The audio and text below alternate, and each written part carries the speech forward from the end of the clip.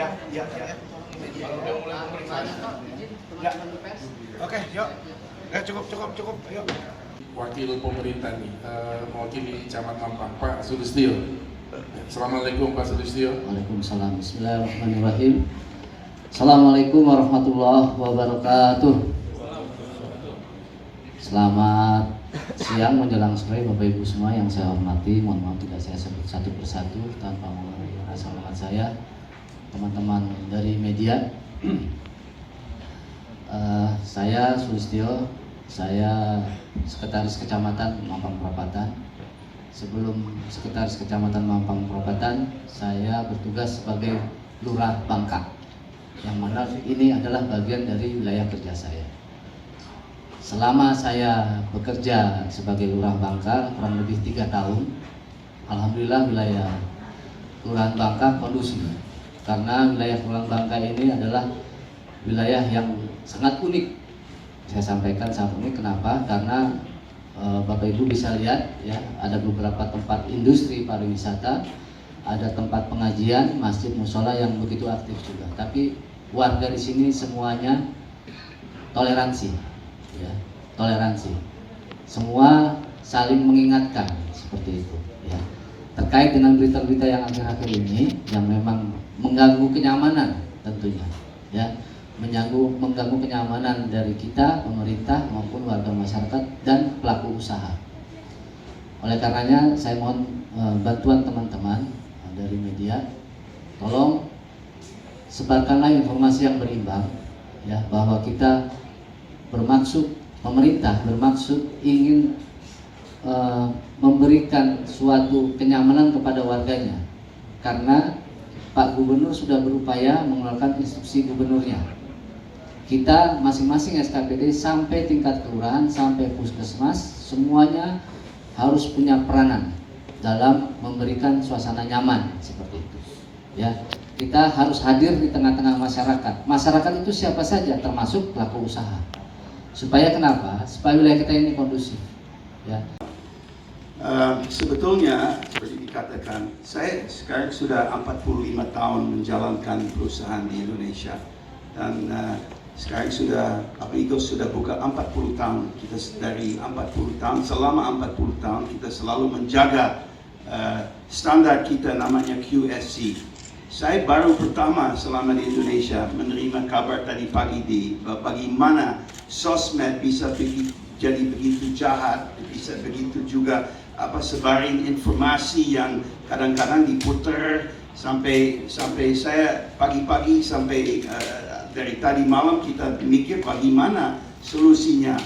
Nah, sebetulnya yang solusi kita yang kita bikin keputusan adalah ya udah, kalau orang mau lihat bagaimana Amigos tempat yang aman, saya bilang udah kita tutup selama 2 minggu. Nah, ternyata waktu saya bilang tutup 2 minggu, orang puterin lagi fakta. Oh, ditutup karena ada orang yang kena coronavirus di sini.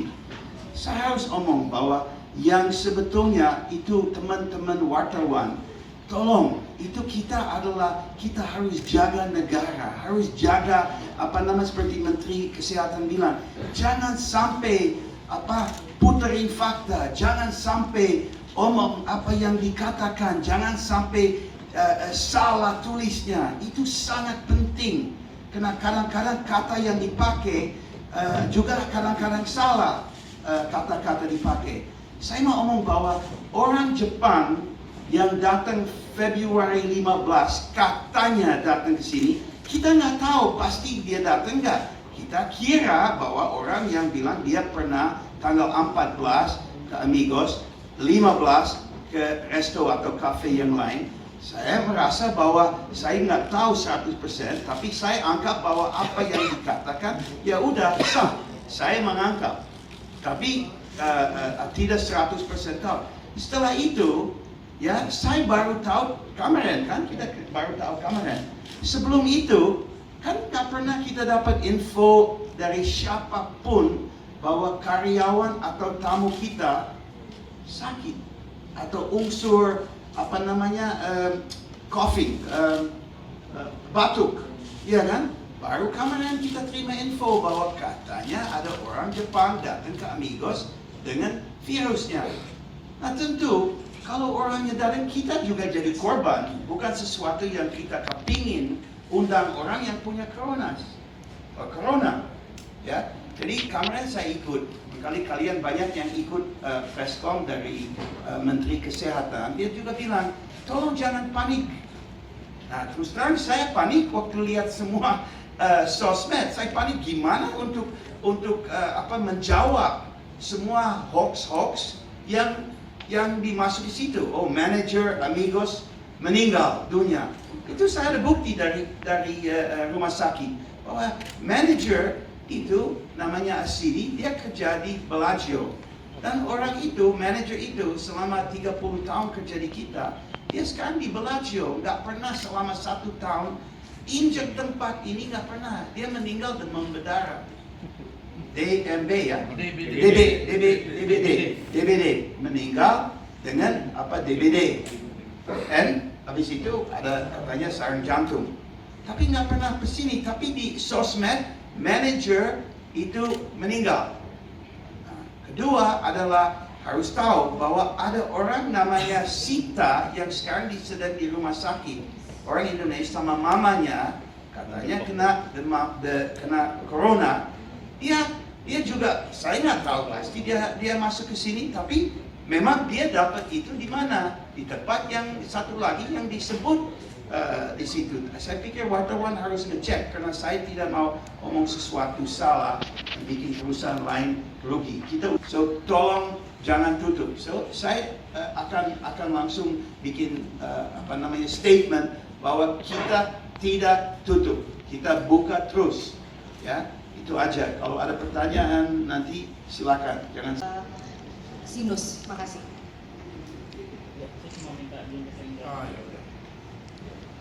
Sampel hidung tenggorok. Oke, hisap tenggorokan. Agak lebih ini Pak, menjelaskan kalau tempat ini tuh aman. Berapa yang diperiksa? Jelaskan tadi apa yang sudah dikerjakan, berapa total yang diperiksa. Mungkin Ya, jadi tadi kami datang kemari, kami periksa semua yang tugas di sini, kurang lebih 32 orang yang kita periksa. Mereka clear semua, itu aja. Metode-metodenya Pak, apa yang dilakukan? Selain dari karyawan, mungkin dari tempat alat-alat atau apa? Oh, tadi kami metodenya adalah kami panggil si karyawan, kita data, kita analisa, kemudian udah tadi aman semua, itu aja sih. Udah keluar hasilnya. Baru hari ini kita ambil. Ini belum dipastikan ya? positif negatifnya belum dipastikan. Pakai mic bang, agak kencengan bang. Suaranya cepet Pak, suaranya Pak, nggak bayar Pak. Jadi yang kita periksa 30 orang, terus ada yang ada sampel untuk diperiksa lebih lanjut ke Balitbang gitu. Tapi hasilnya belum ada karena kan baru hari ini kita datang. Berapa lama Pak nunggu hasilnya? Sekitar seminggu ya Pak, kurang lebih. Seminggu itu nanti bisa dirilis ke, Nanti hasilnya akan bisa diambil sama teman-teman di mana? dari Litbang akan kirim ke dinas kesehatan, baru diinfokan kepada yang center itu. Oh, tadi untuk masalah metode sebenarnya kita lakukan yang seperti anamnesa seputar mengenai dia selama kurang lebih 2 minggu atau yang kita perkirakan ada kontak, ada atau tidak, mengarah ke sana atau tidak, mengarah ke coronavirus atau tidak. Ketika nanti dia ada menimbulkan gejala, baru kita periksakan. Setelah kita periksa fisik, baru nanti kita ambil tadi contoh atau spesimennya. Paling ada seperti itu. Pertanyaannya dalam wawancara. Untuk wawancaranya, paling untuk contohnya mungkin ada gejala seperti ada batuk, pilek dalam seminggu terakhir, atau ada pernah berpergian ke luar kota atau keluar negeri, kemudian ada pernah ke pasar hewan salah satunya, kemudian adakah misalnya yang perkiraan nih kayak semacam pernahkah ke rumah sakit atau berkunjung ke rumah sakit, maksudnya untuk menanyakan tempat-tempat yang infeksius atau terkena infeksi walaupun kita marahnya belum ke corona. Suplemennya kita masih menunggu kulturnya paling kurang lebih ya 1 minggu. Berarti Pak bisa dikatakan tempat ini belum safety bener ya Pak ya? Seperti itu. Karena Bapak masih pakai masker. Kalau safety Bapak buka maskernya. Kalau misalnya dibilang safety, karena sebenarnya kita protokolnya seperti ini. SOP-nya. Kan udah selesai pemeriksaan Pak? Iya, walaupun udah periksa selesai kan kita harusnya kita langsung buka, langsung kita keluar untuk SOP-nya. Karena kalau kita formasi di sini ya tetap kita harus dari awal sampai akhir seperti ini sebenarnya. Berarti Ya, belum bisa berarti dipastikan. SOP kita juga yang liputan di sini keaman dong? SOP saya dan SOP Bapak berbeda berarti kan. Saya SOP untuk pemeriksaannya. Kan pemeriksaannya sudah selesai. Ya sudah selesai ya berarti memang sebenarnya saya udah pergi. Berarti bisa ditegaskan kalau dari 32 karyawan itu belum tentu negatif corona ya Pak? Kalau sudah betul dijelaskan sebenarnya sudah clear untuk masalah dari dia kontak sampai masalah yang sekarang ini yang mengarah ke corona dibilang untuk clear. Tapi ya tetap kita ambil untuk spesimennya. Kita untuk menunggu kulturnya. Saya berani undang semua. Banyak wartawan yang datang ke sini sudah kenal saya kali 30 tahun, 40 tahun sudah kenal dari Green Pub, dari Amigos, dari Papa Rans. Saya undang karena saya kepingin Anda lihat, kini kalau ini tempat memang ada penyakit, kalian bagaimana takut untuk datang kan? Tapi saya sendiri yakin gak ada masalah. Saya datang tiap hari ke sini. Dan setelah saya dengar kemarin ada masalah, langsung kita ambil ambil denso, ambil ini, kita langsung lapin semua meja, kita panggil foggingnya, kita rencananya besok dipanggil rentokil untuk semua sistem untuk sanitasi semua, kita panggil tukang AC supaya filter kita langsung bersihin, kita akan pakai sanitasi untuk tangan, liquid. Kita punya WC, ya kita sekarang bukan pakai hand dryer, tapi kita pakai kertas. Jadi memang kita ambil semua tindakan betul-betul supaya restoran kita aman untuk tamunya. Saya sangat selaku warga Jakarta dan saya sudah 50 tahun tinggal di sini. Saya setelah membaca beberapa surat kabar dan ini tempat main-main kita di sini, wilayah sini, saya tinggal di atas. Bangka 12 nomor 9. Kaget dan saya menegur dan saya konfirmasi kepada gubernur, konfirmasi kepada Dinas Pariwisata, kepada Pak Wali Kota, kepada Kasudin Jakarta Selatan. Tentunya karena warga, saya pagi-pagi sudah didatangkan warga, ya, selaku dan Bimas polisian, bahwa warga ini merasa resah dengan adanya ini. Banyak warga merasa resah, ya. Tetapi hari ini secara faktual saya datang, saya mengkonfirmasikan semua pihak terkait dan saya meng-cross check kepada wilayah. Saya tanya satu-satu warga RW mana. Di sini ada beberapa warga, beberapa RW tidak ada. Dan saya juga merasakan aktivitas seperti biasa. Tetapi kalau melihat berita-berita yang subuh tadi, itu waduh, ngeri saya. Saya subuh di Al Ibadah di sebelah Nanjak, ya, setiap pagi.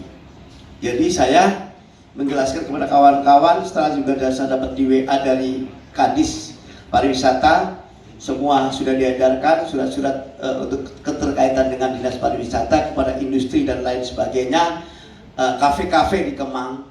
Saya nyatakan selaku warga ini sangat kondusif dan aktivitas seperti biasa.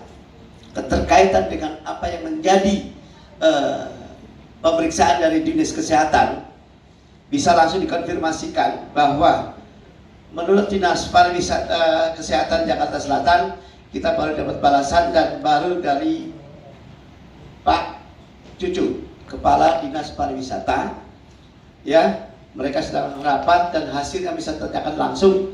Tetapi saya hanya menyatakan di sini warga sangat kondusif dan tidak ada apapun, seperti biasa dalam aktivitas biasa.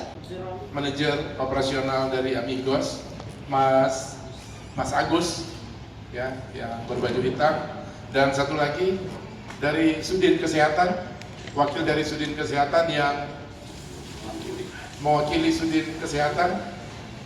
Jadi gambaran buat teman-teman wartawan yang baru hadir. Nanti Pak Ron akan menjelaskan mengawali pertemuan kita hari ini lebih kurang 3 jam dari Sudinkes itu selama 14 hari. Dan itu ditutup oleh pemiliknya, yaitu Pak Ron Mulas. Nanti beliau akan menjelaskan kenapa tempat ini mau ditutup. Tapi ketika isu ditutup ini berkembang, lalu ada tanggapan dari pemerintah daerah bahwa jangan ditutup. Kalau ditutup ini akan menimbulkan keresahan baru. Artinya kalau ini ditutup, berarti ada efek psikologis ke masyarakat. Oke, ini benar, ini ada epicentrum virus corona. Nah, ini yang menjadi perdebatan dan hari ini kita akan dengarkan karena 2 jam yang lalu dari Sudin itu mengirimkan beberapa stafnya seperti yang teman-teman lihat menggunakan masker yang lengkap untuk sebagai protokoler penanganan kesehatan khususnya penyakit menular. Tadi sudah memeriksa seluruh karyawan yang ada di Amigos. Hasilnya nanti kita dengarkan dari manajer, tapi sepintas yang saya dengar untuk saat ini dengan pemeriksaan yang standar tadi tidak ditemukan hal-hal yang menunjukkan bahwa karyawan dari Amigos itu terhidap virus corona. Tapi lebih detail nanti akan disampaikan oleh bapak-bapak sebagai narasumber. Baik, untuk yang pertama sekali teman-teman, saya serahkan kepada Pak Ron Mulas sebagai founder dari Amigos. Beliau dulu jumlah pengunjung di sini bahkan ya katanya sampai sekian persen gitu. Bisa diceritakan ya? Sampai 80% ya. Itu mempengaruhi, nggak bisa diceritakan ke teman-teman wartawan karena ini kalau dibiarkan terus seperti ini, usaha yang sudah dibangun puluhan tahun ini kan terganggu dan merugikan banyak sumber daya manusia yang bekerja aktif di sini. Silakan. Baik Pak, terima kasih. Selamat sore semua rekan-rekan. Perkenalkan, nama saya Agus. Saya adalah restoran manager di Amigos Kemang khususnya. Yang pertama-tama cukup shock ya mendengar berita ini semua. Sampai akhirnya saya juga minta dari manajemen untuk klarifikasi. Akhirnya untuk saat ini sebenarnya udah dari kemarin ya, dari kemarin saya pun sendiri udah sama sekali nggak bisa mikir apa-apa lagi, udah nggak cukup tidur untuk urusan ini semuanya sampai kita harus cari nih solusinya seperti apa. Yang jelas untuk kondisi Amigos, berita itu kami dapatkan itu per tanggal 2 hari Senin kemarin ya.